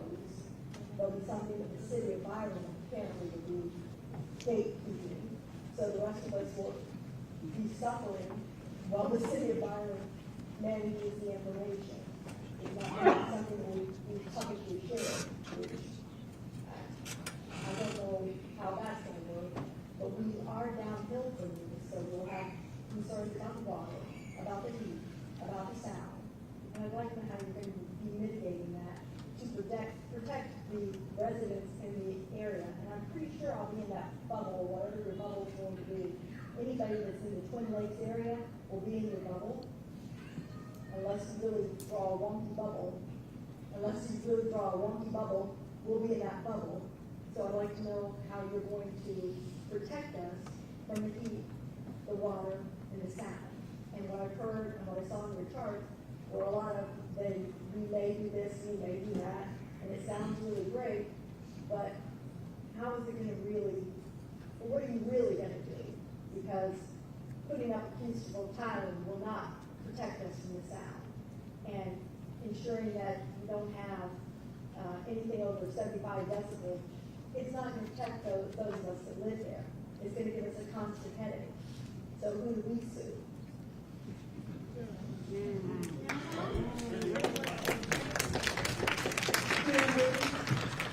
Again, my name is Dina Moody. It's spelled D-E-A-N-I-A. My last name is Moody, M-O-O-D-Y. And I've been to several of these meetings, and none of these questions have been adequately addressed. Okay, there you go. The whole thing. So I'm not a sound engineer, so I'm not going to talk necessarily about that piece of it. But I can tell you, I search the internet just like everybody else does, see all the things that are out there. What I'm always interested in is what are they looking at when they're talking about sound. A lot of times. I'm sorry? You need an industrial hygiene study per the ACGIA. Okay, this is what I have to say, just that's all I'm asking. And you can go from there. So in a lot of the videos that you see, there is generation on site, primary generation on site. So if you look at Elon Musk's, 10 different. I'm just saying. Okay. So we are not putting generation on site. We are generating from either our existing sites or that's one that is sited for generation. We're not building any generation on any of the data sites that I know of, any data centers. So the heat piece of it, where you've got the generator creating heat, those type of things, that's usually what they're focused on. And you can look at the PBS special, all those others, they all focused in on the primary generation, and that's what the federal government's asking for, right? They're saying, hey, just generate your own. We're saying don't do that. We're saying generate with us. We'll bring the power to you, so you don't have to have those on site. Now, they will have backup power. I'm not going to say that they don't have backup power, and when for whatever reason a hurricane comes through or whatever, and they're down in power, they're going to crank up their backup power. But we're going to deliver that power, and we're going to generate it at someplace else. It's more than likely at one of our other sites, whether it's at Plant Share or wherever we put our additional generation. It could be a solar facility. It could be just as quiet as that. It could be batteries. We're doing all of those things. So I think in Georgia, we have a better way of doing it than they do in other states. The other states, the way they're arranged, they're not vertically integrated. Vertically integrated means that we own the generation, the transmission, and the distribution piece of it. So we're there to try to build the best solution, not the easiest solution. Easiest solution, drop that in there. They start generating power on site, and it is loud, and it will be warmer because of what they're generating. But if you look at a lot of those videos, that's what they focus on. That is not the model that we're looking at for Georgia. So. I'll touch on some of your water comments. Again, Scott Green, Thomas and Hunt. So I'll touch on stormwater. I'll let Bert cover domestic water, and I'll answer. I'll parlay into some of this discussion there. From a stormwater standpoint, whether we're designing this municipal facility, a data center, a shopping center, a subdivision, there are city, state, and local guidelines that all evolve around environmental protection of wetlands, natural, cultural resources, endangered species, and we specifically design for during construction, post-construction. So no matter whether I design the facility as a professional engineer in the state of Georgia or any other developers, no matter what the development is, designs to the state and federal standards for during construction and post-construction stormwater standards. Those are uniform standards, across all types of developments, and those are the same types of developments that any of these other developments in this community and the county, any of those engineers have been designing those standards. So during construction and post-construction, water quality and water quantity. So are you gonna be doing water testing all along, or is it gonna be like a one-time good deal? I'll say that, Scott. So going back to his comments on development, so the city has development regs for design standards. That no matter what kind of development it is, whether you're building a home, a subdivision, a shopping center, or an industrial site, you have to meet those regulations. Those regulations refer to federal, state, and local requirements, just like Scott mentioned. He mentioned wetlands. So any streams, any wetlands on site, they are going to be governed by the federal government. They're going to be governed by state policy. Okay, you've got buffers. All right, you cannot get into wetlands. You cannot get into stream buffers without proper permits, and they're extremely hard to get. And any developer tries to stay away from those. Okay, from the standpoint of water quality, to answer that question, so during construction, the federal government, through National Pollution Discharge Elimination System permit that is issued, they have to sample for water quality. And that is going to be based on turbidity, okay? And if they're exceeded in their allowable limits, then there's enforcement action. There's also enforcement action with getting into state buffers. There's also enforcement action when you get into federal wetlands. So on multiple levels, through development regulations, they have to adhere to these requirements, as does the home builder that's right down the road. So from the standpoint of how you will be protected from stormwater, there are already established guidelines that has to be followed. And there are enforcement, including fines, stop work orders, that the city can put into effect if those are violated. Now, from the standpoint of water, the city has a permit with the Georgia Environmental Protection Division. The city cannot just get how much ever water they want to. It has to be permitted through the state. And the state has its own requirements. So there is redundancy in the level of protection, that it's not the local government that's dictating exactly who gets what, it's also the state. And that's going to be permitted. So therefore, without a permit, the city cannot guarantee anything. And this goes back to the mayor's comments within the ordinance, that water has to be notified at the pre-application meeting, because, hey, if we can't get the water, you're going to have to figure out something else. And that goes with every development. That goes with commercial and residential developments. The city cannot make guarantees that it cannot back up. That was my question. That was your question. That was not my question. Okay. My question was, are you going to be testing the water to ensure that it's not contaminated? That was my question. Yes, ma'am. That goes back to the water quality. Okay. That during construction. The city of Byron is more concerned with bringing in money than they are the people that are living around that facility.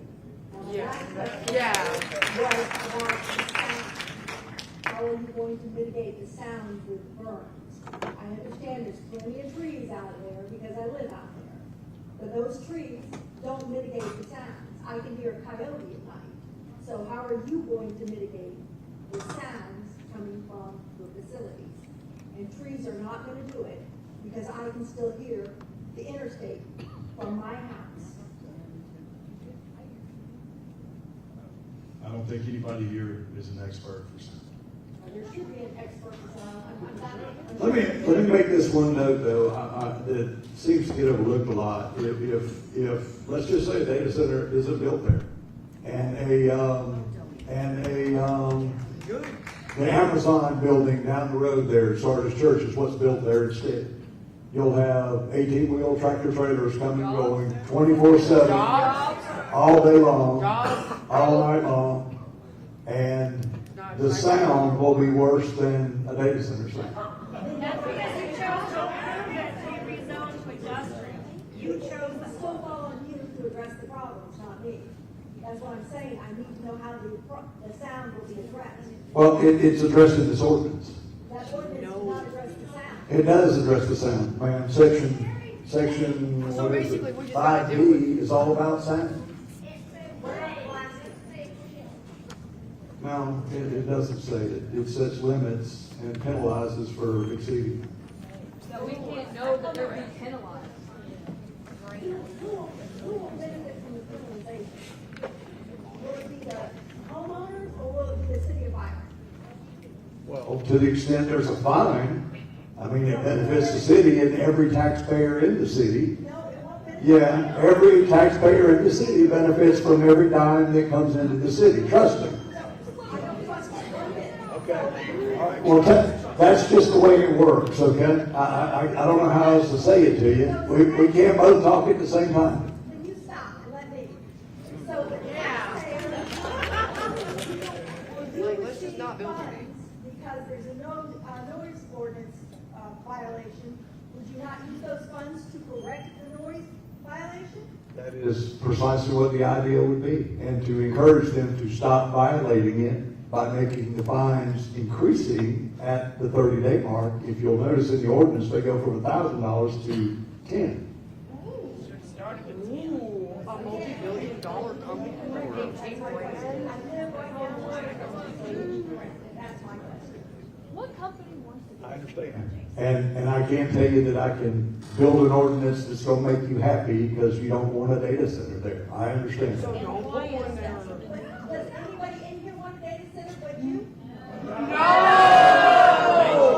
Well, let me see. I hesitate to ask this question, but I suspect everybody in the room is not a resident of the city of Byron, number one. Number two, My family, I can't care about it. we can terminate the meeting if y'all want to shout. We don't have to be here. We don't have to be here. My family lives in Okay, Byron. we do not have to be here. Stop saying that. Number two? I'm just saying. And number two? Number two is there are 6,200 people who do live in the city of Byron. That means 6,200 people that Put it on their property. You had your opportunity, but right now we're stuck with you. So what are you? Number three, these ordinances are designed to do the best we can to protect the people who live in the immediate vicinity, How many? because we can't tell these people no. How many? And if they had built one without this ordinance, then we couldn't control anything that they're doing. No. So at some point, Who? You can't tell who no. Private property owner. Would you like? to stay here, Okay. That's the question. Who can you not tell no? The data center people or the people who vote for you? we can't tell the data center people that they can't build a data center. Why? I have explained it repeatedly. Ms. Ma'am has put it on Facebook repeatedly. I'm not going to go through it again tonight, but I'm not going to saddle the taxpayers of the city of Byron with a potential verdict in court. Okay? I'm not going to go through it again. What kind of revenue coming into your pocket, folks? Yeah. You know, if I had a dime for everybody who said that, I'd have more money than anybody's promised me from a damn data center. Just answer the question. Will you put it before the people to vote on it? No. Why? they will not. I'm sorry, Jerry, I'm sorry, I live at. Wanna shout? I live at US Highway 41, 4001. I've lived in Byron for 40 years. Why won't you put it for, if you represent the people, why don't you put it before the people who it affects the most? So should we put every convenience store application before the people? Yes! Every daycare center that wants to open. I mean, that's Yes! that's just not how it works. Why can't you say no? Talking about a building that you said will be a minimum of 300,000 square feet. We're gonna try to be orderly about this, or that people put their hands up for a long time. Patiently waiting to ask the question. Well, we'll stay here at 2 o'clock if we need to. Right now, we're gonna do it orderly, or we're gonna do it in an orderly fashion with this young man first. I appreciate you, sir. Good evening, everyone. My name is Cole Kennedy. I'm a senior at Peach County High School. I live at 413 Dixieland Drive in Byron, Georgia. There was a city council meeting on August 4th this year about the data center. And when I asked about previous plans to build it for the rezoning, the consensus was that they didn't know that the land was for a data center. Okay? My point is that how are we supposed to trust that your intentions are for the betterment of our people if you haven't taken the time to research completely what this is about? I want to have faith in my mayor that they go through all the procedures. Like this young woman stated, there are plenty of areas of research that haven't been fully done. So can I have you say that you're gonna take precautions to have the best intentions for our people?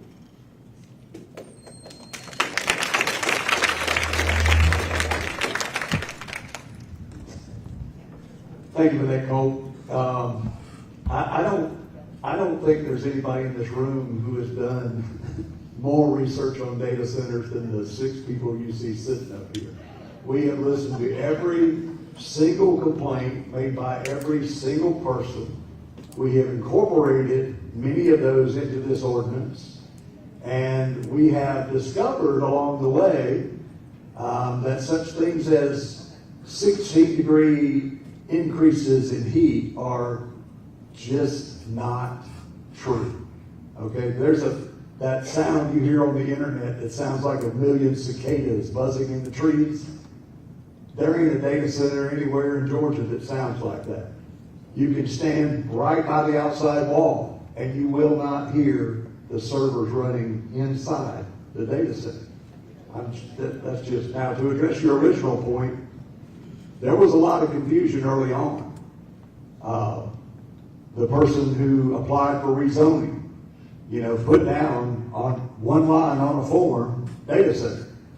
And that was the notice that this city council had originally. We were aware, I was aware, I can't say we were, I was aware that somebody had gone to the Crawford County Commission and talked about it, but that was a company called Beltline, and I don't know that those were the people that were involved at the time the rezoning occurred. So, I know a lot more now than I did 3 months ago. But I've learned it the hard way and doing a lot of research, and these gentlemen all beside me have done their research, and we've been pretty meticulous about it. But as I said earlier, you can't, once you're on notice that somebody wants to use their property in a manner which is permitted by your current zoning, you can't then turn around and draft an ordinance that says they can't do it and not get sued and lose. And the magnitude of the damages in a case like this would be such that taxpayers in Byron would never be able to sell their houses. People with mortgages would walk away from those mortgages. and Byron would become a ghost town. And I'm not going to preside over that either. That's not going to be the legacy of this council. I guarantee you that. So I'd like to ask, why weren't we allowed to vote on the rezoning? Why is it that it's just city council members? And even with the last city council meeting, when y'all were voting on something, we had opportunities to present our opinions, but you still voted against us. Why is that? Why are our opinions not taken into account? Your opinions were taken into account. They were taken into account in this ordinance.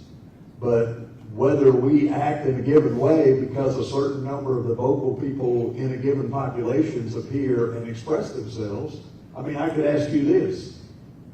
By the same token, if 20 of y'all came up and opposed it, am I to presume then that 6,180 people are perfectly fine with it? I would argue that since vast majority of the people here and at the previous meetings have opposed it, that you would be more inclined to decline the data center or the rezoning. And the people that show up at the meetings are the people who are intentionally interested in the issue. So I would counter argue that the people who didn't show up at the meetings are fine and don't care.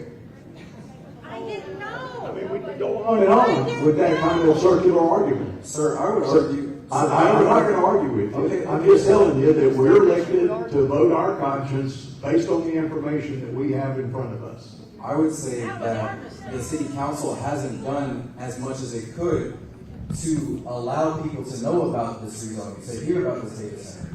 I would argue that you guys are purposely concealing information so that people are ignorant. Sir, anytime to your opinion, sir.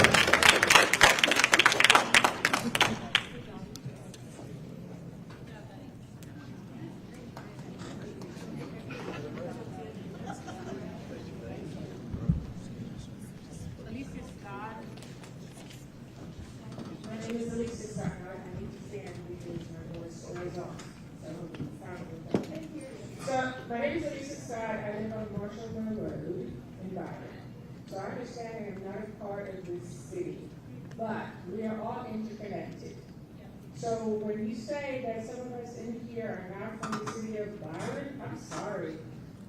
My taxes, God is slow to the state. So we are all interconnected. So my question, first and foremost, is for the gentleman from Georgia Power. So whenever we have increased supply, increased demand and supply, cost goes up. So can you explain to me how we're going to prevent an increase in cost in electricity?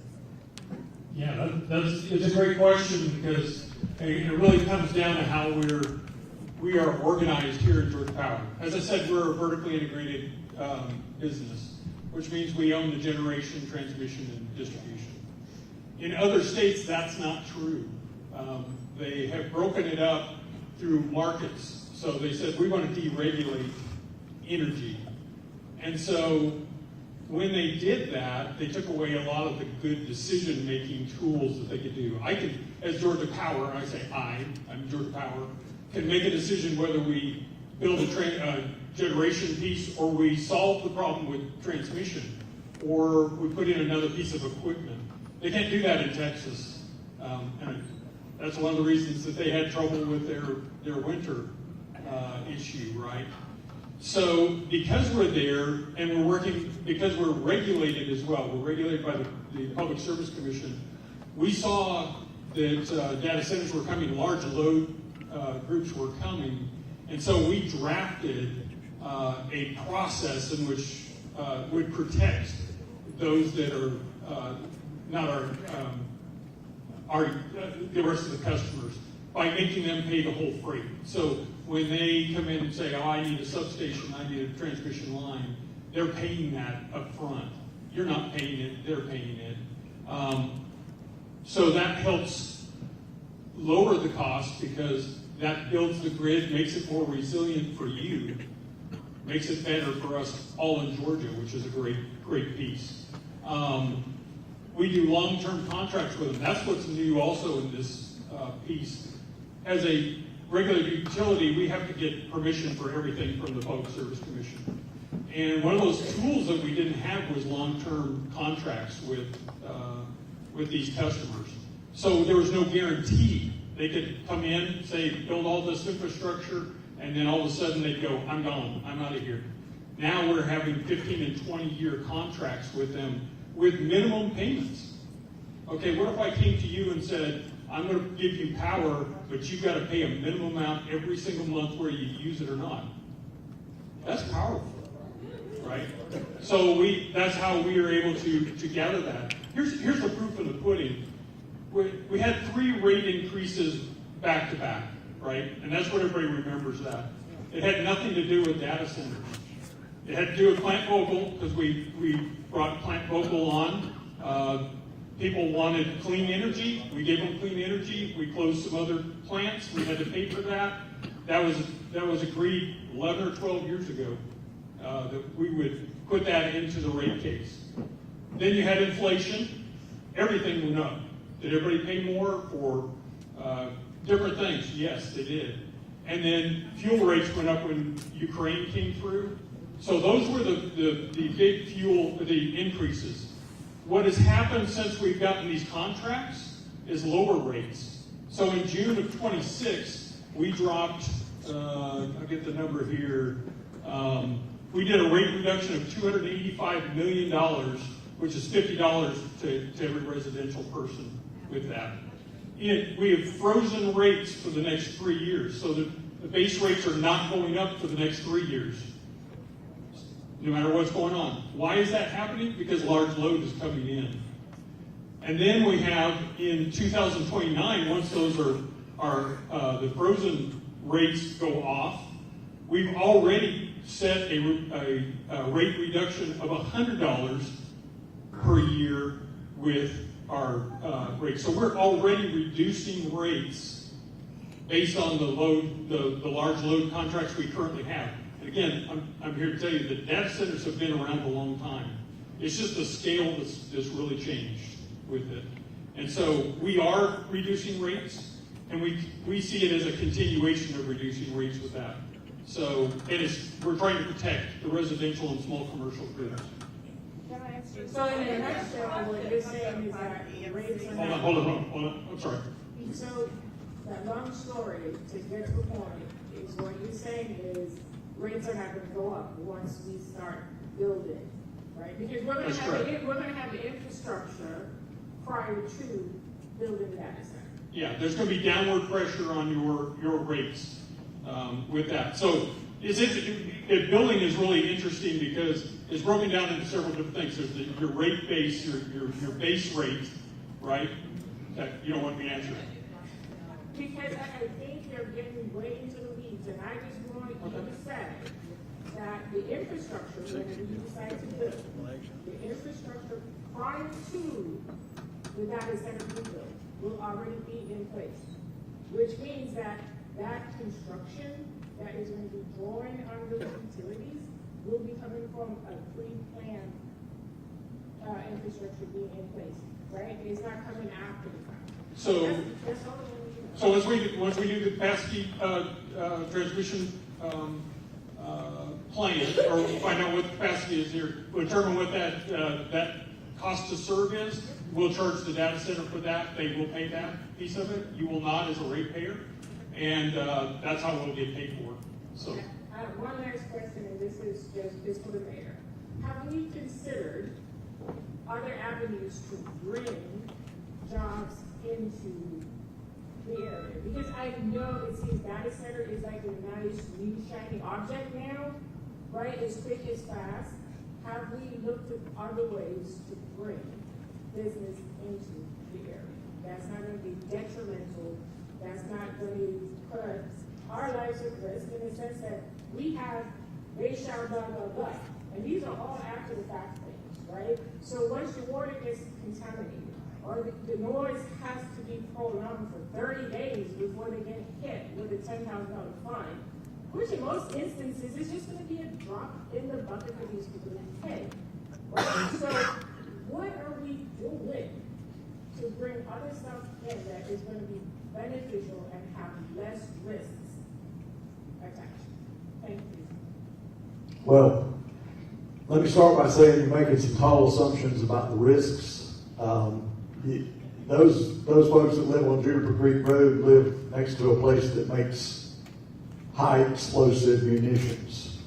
I don't see a daily protest about the bomb plant.